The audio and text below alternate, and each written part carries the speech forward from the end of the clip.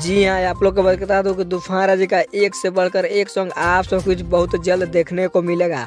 सब कुछ मैं आप लोग को इस वीडियो के माध्यम से आगे बताएंगे कि कौन सा सॉन्ग की चल पाएगा, सब कुछ आगे बताएंगे। उससे पहले अगर आप लोग मेरे चैनल पर नए हैं और तूफान राजा को सच्चे वाले फैंस हैं तो इस वीडियो को दिल से लाइक करके चैनल को सब्सक्राइब जरूर करें। ताइए बिना समय लेते हुए इस वीडियो को स्टार्ट कर देते हैं। तो सबसे पहले मैं आप लोग को बता दूं जो तूफान राजा का न्यू सॉन्ग आने वाला है उसका भी पोस्टर नहीं आया, लेकिन आप सब कुछ 28 तारीख को पोस्टर आ जाएगा। काफ़ी ब्लास्ट का सॉन्ग है। तो आप लोग कितना एक्साइटेड है सॉन्ग को सुनने के लिए अपने राय कमेंट बॉक्स में ज़रूर दें। और अभी तक मेरे चैनल को सब्सक्राइब नहीं किए हैं तो जल्द सब्सक्राइब कर लें, क्योंकि मैं ऐसा ही वीडियो लाते रहता हूँ।